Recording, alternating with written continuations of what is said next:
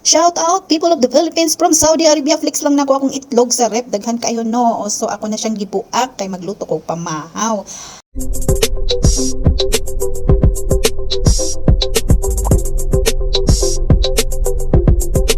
For today's pamahaw guys, ang akong giluto is palya og itlog with matching bulad. Lami kayo ni guys.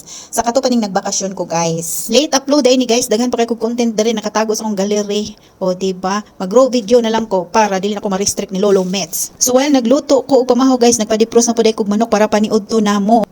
Flexing the kusinera na way ligo, naka red gown. O diba? Hello, madlang people, mabuhay. Mini miss you. Mini miss you. Ganito kasarap magbakasyon. O diba? Mag-start na ako magluto guys. Butang na nako ang kaha. Ayaw sa diha og pagrampa-rampa di ako sinira. So ang akong luwag, i-flex po na ko ang mga luwag. So lagyan na nako ng mantika. Kabalo na mo kung unsaon na. Sunod sibuyas kay magluto lagi tagpaliya kay para padungag sa dugo, kabalong high blood padungagan pa jud ang dugo charas. So yung ano pagisal guys ha. Sunod una jud ang sibuyas, sunod ang ahos, tapos kamatis, baliktad ning ako kung inyo unahon ang ahos ako, unahon ang sibuyas. So yung ana lang mikos-mikos. So sarap kayo magbakasyon guys as in. Na-miss na ako magbakasyon. Imagine 9 years ko wala ni uli. Tapos pag ulit na ko suliton jud, pero that time guys nagkasakit jud ko as in wala na ako na-enjoy akong bakasyon sulod sa 4 ka buwan. Diha na ako na-enjoy pag abot na sa February. I mean January, February 26 ko ni uli guys. Mga January katapusan, okay na kayo akong pamati. Wala na ko'y sakit. Tama ng marites diha ka teren. So guys, technique lang no. Small tips lang kapag magluto mo og paliya. Ayon na ninyo kumutig asin or tubig or unsa. Daghan na lang og mantika like sa akong giluto karon. Daghanon siya mantika para inigbutang sa itlog. Kung pait ang paliya, okay ra kaayo siya guys. Ingani o di ba? Sarap kay siya basta daghanon og mantika.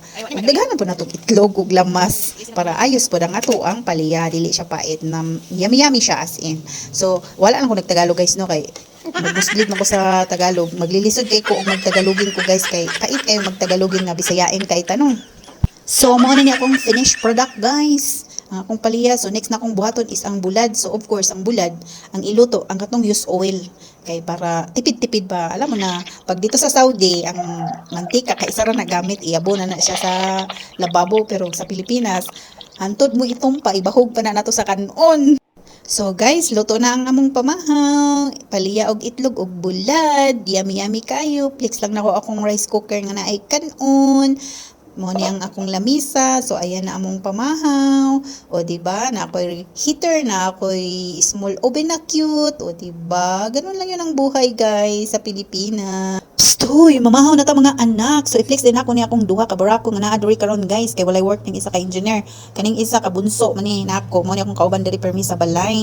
Nagayo-ayo sila ang mga service. So guys, sarap kayo sa feeling na makita nimo imong hinaguan, makasama nimo imong mga anak diri sa Panimalay, lutuan nimo og pamahaw, di ba? Sarap ang bakasyon. That's all for today's video guys. Bye bye, God bless. Mama, ingat kayong lahat.